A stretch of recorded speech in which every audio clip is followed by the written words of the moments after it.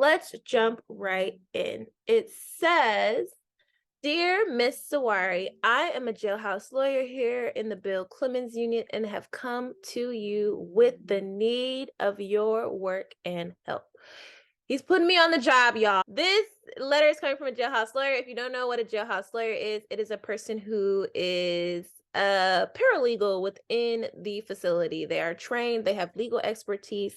The facility that he is lawyering in is called the Bill Clemens Unit. And so that is a prison, a state prison within Texas. And I almost forgot where this letter came out of. But two really key things about Texas prisons, at least the state prisons that are in Texas, is that they're all named after old white men and they all end with units.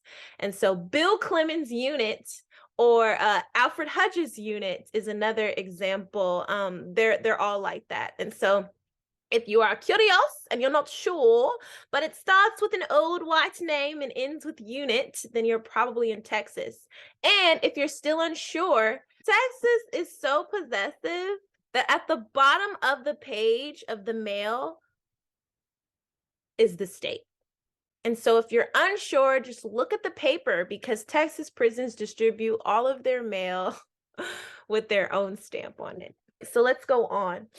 I have taken a like and interest in your accomplishments and concerns with the things that goes on inside the walls of this system.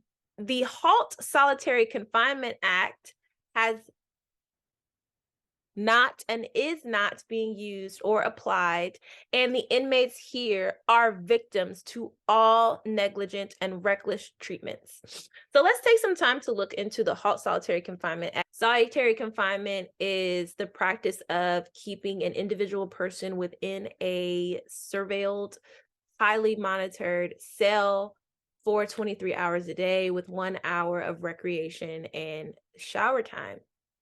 And so in different states, those conditions are differ. In some states, your solitary does not have a window. In some states, your solitary is a whole 24 hours long. In some states, you don't get to eat outside of your cell when you're on solitary confinement. There are all these different things. And so the Halt Solitary Confinement Act, if we want to take according to the Wall Street Journal, in 2021, this act was passed. Texas was one of 12 states prior that automatically placed people in death row into long-term solitary confinement. But since the act was passed, it looks as though the department has stated less than 3% of Texas prisoners are held in solitary confinement. So the Texas prison population, which is huge, the state of Texas is huge. Texas has an incarceration rate of 840 people for every 100,000 people. There are 163,000 people who are confined to state prisons in the state of Texas. That's not counting the 55,000 people who are in local jails and the 27,000 people who are in federal prisons and the 4,300 people who are juveniles who are also kept in cages, and involuntary commitment of about 1,400 people. We're not counting those. We're strictly looking at the 163,000 people who are in state prisons in Texas. And so they're saying that out of 163,000 people, that less than 3% are incarcerated. That's still 4,000 people. 4,890 people would be 3%. So if we want to say it's less than 3%, okay, 4,800 people.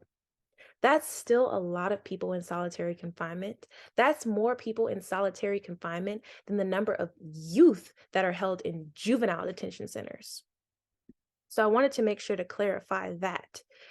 And just because the state, the actual prison system that we are trying to hold accountable says something doesn't mean that that is factual and that the experiences of the people in prison reflect that statement. So now after knowing what Texas officials have said, okay, we keep less than 3%, we keep 4,800 people, only 4,800 people in solitary confinement. What is the experience of incarcerated people who are within that system? Let's go on. Some of the cruel and inhumane forms of punishment are visitation and phone restrictions. We also deal with the inhumane and cruel solitary confinement, as well as in the regular housing treatment. So he's saying, in parentheses, even people who are in the general housing are experiencing inhumane and cruel punishment. And so that looks like a lack of sunlight, lack of windows, lack of reading and writing material. We have a very big recreation problem to where we don't go out for weeks and months at a time. Please help me make the passages of bills and here. Thank you. And this is coming out of Texas, the Bill Clemens unit. Some things that I want to highlight within this letter. Our brother is letting us know that even though policies have been passed in order to assist in regulating the abuses that are happening, unfortunately, within that policy, there's still too much leniency.